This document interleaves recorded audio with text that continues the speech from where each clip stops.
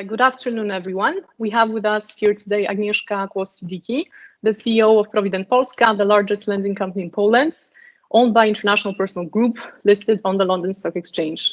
Welcome, Agnieszka. Hello, it's my pleasure to be with you here today. Your professional path has been very interesting so far. Please tell us more about your path and the challenges you had to overcome.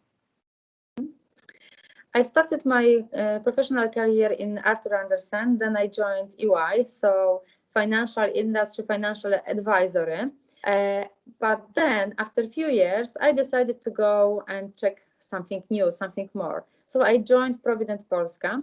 Originally, it was supposed to be a very short-term contract for 6 months, but now it's actually exactly today, it's 14 years since I joined the company. So it's quite a long time. Mm-hmm. However, the career was quite dynamic as well, because I wanted to develop in finance, and I've seen myself only as finance director, board member. And I was realizing this plan. However, after some time, I noticed that I can't be promoted anymore because we are having very good finance director who would like to stay in this position. So then I had to find something new. And I decided I will get a bigger goal. I decided to think about being a country manager, CEO of the company. And for that, I realized a few points in my plan I would have to do to actually get this job. So first of them was actually to step on the side from my current position and try to build my career in a different areas. So I was managing business development, sales department, and this was the condition actually to be promoted and then to be CEO. Everything was realized actually quite well, and for 3 years now I'm the CEO of the company. Okay, congratulations again on your work anniversary. What timing we have today. Okay, and tell me, what advice do you wish you'd gotten when you originally started out your professional career? Actually, I got a perfect advice. It was a little bit later than I would wish I would got it. So I got an advice from the CEO of the Capital Group, of IPF Group. When I got promoted on a quite high position already, but it wasn't a board member yet, he told me at the moment of the promotion, congratulated, and he asked me, what's your next job?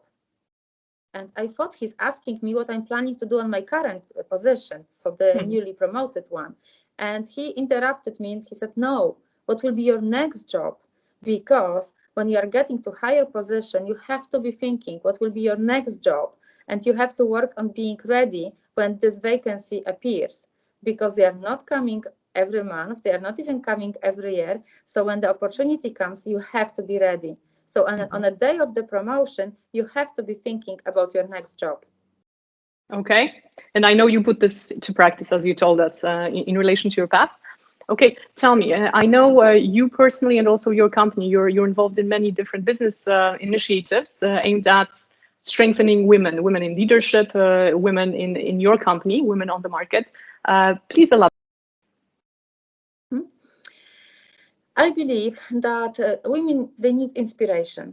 From my own experience in my own life, when I started my education, higher education, I went for the technical university. I was one of not many women. Then I joined the industry, and at this point of time, again, I was not one of many women. But I was brave enough to try. What I discovered recently, being on quite high position, I joined the Polish Employers Association, and I was thinking there's not so many women, and I wanted to know why. We created a special program of development of young women, but first we wanted to get the diagnosis. Why? Actually, what are their needs? We discovered that many of those women, they diagnose themselves as better educated, more practical with the ideas, working hard, but at the same time, they're not putting very highly the goal of building a career. This group of young women, these were the students of last years of the universities. So they should be thinking mainly about career. We notice they are thinking that it's a or decision. Either I will have a family or I will make a career. So I'm trying to build the mindset of those young women together with other female leaders, that it can be combined and they can achieve both, and they have to plan the career properly. And I believe this is a critical responsibility of leaders of the companies, not only women, but also men. Because at some point of time, we will benefit from that we are having more gender diversity. We know the companies are earning on average 15% more based on McKinsey report if they are employing more women. So it's for the benefit of the company. But our mindset will not be enough if we are missing candidates in a few years. So we have to work on this mindset of young women that they should start and they should not be afraid to start a building career just after university. Definitely. As we know, the times we live in now, we have come to live in now, are quite exceptional. Please tell us more about your personal philosophy in terms of crisis management. I have one element of my leadership, which is based on a team. So I'm always building everything as a team. So I'm involving my whole team to take decisions. In those difficult times, actually, that was the critical element. So we had to re-engineer the company in a very, very short period of time. My company works based on human-to-human contacts.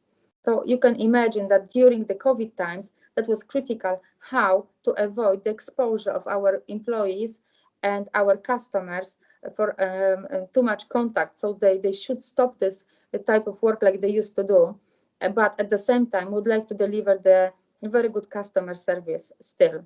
So we had to change the company for being more remote working, but still being very closely in touch with our customers.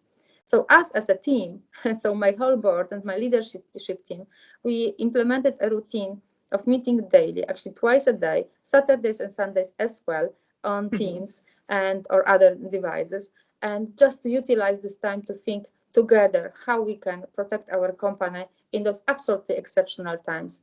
I believe this worked in terms of results. We managed to change the company, transform completely only 3 weeks period. But at the same time, it gave us, all of us, this unique spirit of being like in one team and supporting each other. Okay. Thank you very much, Agnieszka, for your time spent with us. Good luck to you personally and to your company. Thank you very much.